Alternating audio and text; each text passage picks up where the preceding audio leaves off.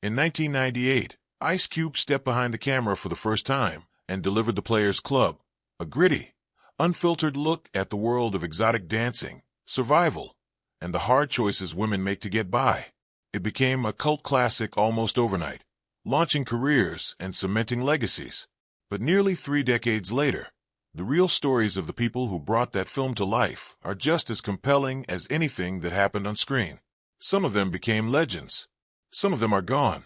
And every single one of them lived a life far bigger than the roles that made them famous. Here is what actually happened to the cast of The Players Club, in their own documented words and records, not rumor. LisaRaye McCoy played Diana Diamond Armstrong, the young single mother forced into stripping to survive, and it remains the role that introduced her to the world. Long before her Hollywood career took off, McCoy had already been married once, to former NFL player Tony Martin, a marriage that ended in divorce in the early 90s. But nothing prepared the public for what came next. In 2006, she married Michael Missick, who was serving as the head of government of the Turks and Caicos Islands. Overnight, the actress became First Lady of a Caribbean nation, trading movie premieres for state functions. The marriage unraveled quickly. By 2008, the couple had separated, and Missick's government collapsed under a corruption scandal so serious that Britain temporarily suspended the island's self-governance to investigate. Missick fled the country, was eventually arrested in Brazil, extradited back to face charges, and years later was formally sentenced to more than 4 years in prison on corruption charges tied to his time in office. LisaRaye has spoken publicly and repeatedly about how authorities tried to keep her entangled in the investigation long after the divorce was finalized, insisting she had no role in her ex-husband's government beyond ceremonial tourism appearances.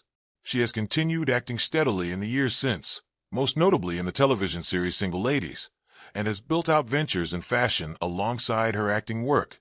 She remains active and outspoken about the entire chapter of her life to this day. Bernie Mac played Dollar Bill, the fast-talking club owner whose charisma covered a deep well of hustle. Off-screen, Bernie Mac was fighting a much quieter battle. He had been diagnosed in 1983 with sarcoidosis, a chronic inflammatory disease that attacked his lungs for the better part of his adult life. He and his wife Rhonda, his high school sweetheart whom he married in 1977, weathered it together for decades. The disease went into remission in 2005. And by then Mac was at the height of his career, starring in and producing The Bernie Mac Show, which ran from 2001 to 2006 and earned him an Emmy nomination, and appearing in Ocean's 11 alongside Hollywood's biggest names. In 2006, he and Rhonda established the Bernie Mac Foundation to raise awareness and support research for sarcoidosis patients. In July 2008, he was hospitalized in Chicago for pneumonia.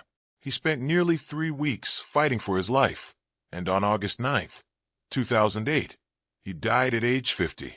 His publicist maintained that pneumonia, not sarcoidosis, was the direct cause, but doctors who spoke publicly afterward noted that the two were almost certainly connected, since sarcoidosis patients have a well-documented vulnerability to serious lung infections. His sister-in-law later revealed he had suffered cardiac arrest twice during his hospitalization and could not be revived the second time. Rhonda later filed and then dropped a wrongful death lawsuit against one of his treating physicians. Bernie Mac's legacy lives on through his foundation, which continues to fund sarcoidosis research and patient support to this day. Ice Cube didn't just direct The Players Club, he also starred in it as Reggie, and the film marked one of his earliest steps from music into film production. His marriage to Kimberly Woodruff, which began in 1992, has become one of the more enduring partnerships in Hollywood, and Cube has openly credited her with keeping him grounded through the turbulence of early fame. Professionally, his trajectory has been almost unmatched among artists of his generation.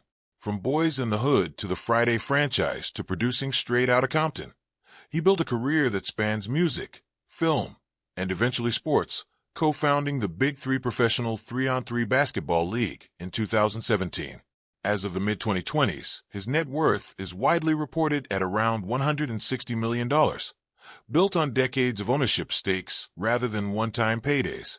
In 2025, he made headlines again by offering WNBA star Caitlin Clark a multi-million-dollar contract to join the Big Three, and he has. continued producing new film projects, including work connected to the long-anticipated next chapter in the Friday series. He remains one of the most consistently active and financially disciplined figures to come out of that era of hip-hop and film. Charlie Murphy, the older brother of Eddie Murphy, played Brooklyn, bringing his sharp, street-smart comic energy to the film years before most audiences would come to know him through Chappelle's Show. Murphy married Tisha Taylor in 1997, and the two were together for over a decade before she died of cervical cancer in December 2009, leaving Charlie a widower raising their children alone.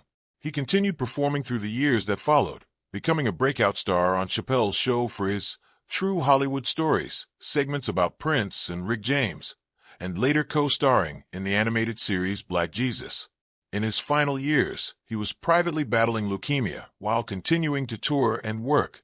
He died on April 12, 2017, in a New York City hospital after undergoing chemotherapy at the age of 57. Fellow comedians, including Chris Rock, publicly mourned him as one of the realest and funniest voices of his generation. Jamie Foxx played Blue, the smooth-talking DJ, in a role that was small compared to what was coming for him. He would go on to win the Academy Award for Best Actor for Ray in 2004, headline Django Unchained, and build a parallel career as a Grammy-winning musician. He has two daughters, Corinne, born in 1994, and Annalise, born in 2008. From relationships he has largely kept private. In April 2023, while filming the Netflix movie Back in Action in Atlanta, Foxx suffered a sudden medical emergency. His daughter Corinne announced only that he had experienced a medical complication, and details were withheld for well over a year. In December 2024, Foxx finally addressed what happened in his Netflix comedy special, What Had Happened Was, revealing that he had suffered a brain bleed that led to a stroke, was hospitalized for weeks, underwent surgery, and has no memory of roughly 20 days of that period. He described the ordeal candidly, saying he went to hell and back. He has since returned fully to public life, continuing to act and co-hosting the game show Beat Shazam alongside his daughter Corinne. Tommy Tiny Lister Jr. played XL, the towering enforcer whose size made him unforgettable in role after role, from Debo in Friday to President Lindbergh in The Fifth Element. He married missionary Felicia Forbes in 2003. In his later years, he dealt with type 2 diabetes while continuing to work steadily in film and television. In December 2020, in the middle of the COVID-19 pandemic, Lister reported symptoms consistent with the virus and had to step away from a film shoot after feeling ill. On December 10, 2020, he was found dead in his home in Marina del Rey, California, at the age of 62. While early reports suggested COVID-19 may have been the cause, his official autopsy months later revealed that he had died of hypertensive and atherosclerotic cardiovascular disease, meaning long-term heart disease. Not the virus itself was ultimately responsible, though he had tested positive for COVID-19 around the time of his death. Ice Cube, his Friday co-star, posted a heartfelt tribute calling him a born entertainer and a good dude at heart. Monica Calhoun played Ebony, the naive young dancer whose innocence is slowly worn down by the club world, and the role reflected a quiet emotional depth that would define much of her later work. In 2000, she gave birth to her son, who was born blind, much like her own younger brother Eric. Calhoun has spoken openly over the years about how growing up alongside a blind sibling shaped her patience and compassion long before she became a mother herself, and about how she has largely centered her life around her son's care since his birth. Appearing with him publicly for the first time at the 2013 premiere of The Best Man Holiday, her performances in The Best Man in 1999 and its sequel The Best Man Holiday in 2013 earned her an NAACP Image Award nomination, and she reprised the role again in the 2022 series The Best Man, The Final Chapters. She continues to work selectively while keeping her son's well-being at the center of her life. Anthony A.J. Johnson played Lil Man, bringing fast-talking comic relief to the film, years after breaking through in House Party in 1990 and Friday in 1995. Behind the laughter, Johnson battled alcoholism for years, a struggle that friends and family say deepened as the unpredictable nature of a career in comedy took its toll on his health and finances. He died on September 6, 2021, at the age of 55, after being found unresponsive in a Los Angeles store and rushed to the hospital. Months later, the Los Angeles County Medical Examiner Coroner's Office confirmed that the official cause of death was chronic ethanol use.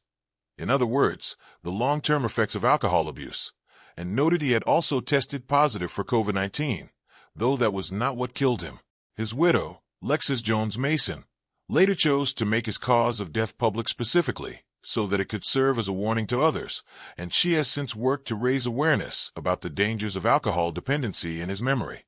Terrence Howard played KC, the smooth-talking hustler, in a role that captured his signature blend of charm and edge 2 years before he broke out fully in Hustle and Flow, which earned him an Academy Award nomination in 2005.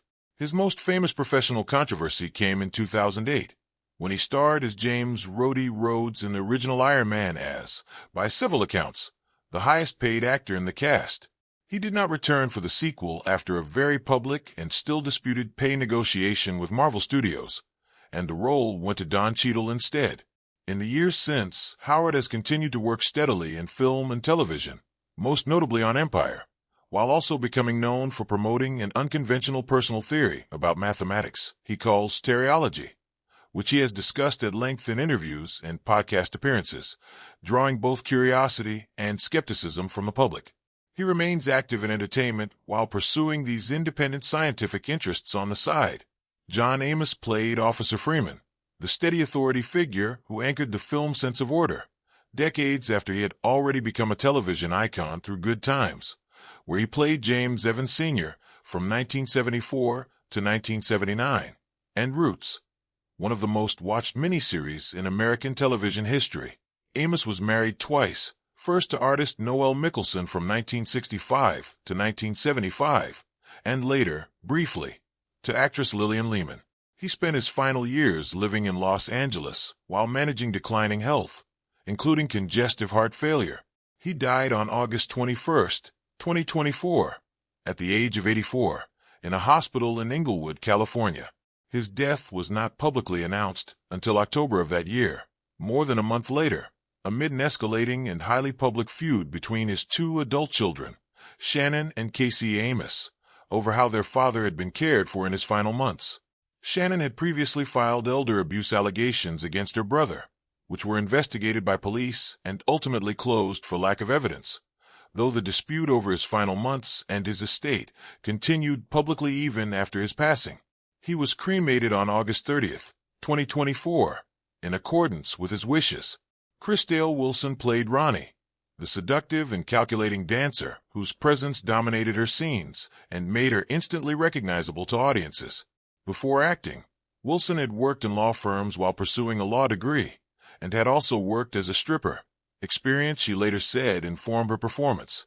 After the Players Club, she went on to become the first minority woman to produce a union-independent film in Atlanta with Groupies in 2000, and later produced The Kudzu Christmas, the first independent urban holiday film sold in Walmart stores nationwide.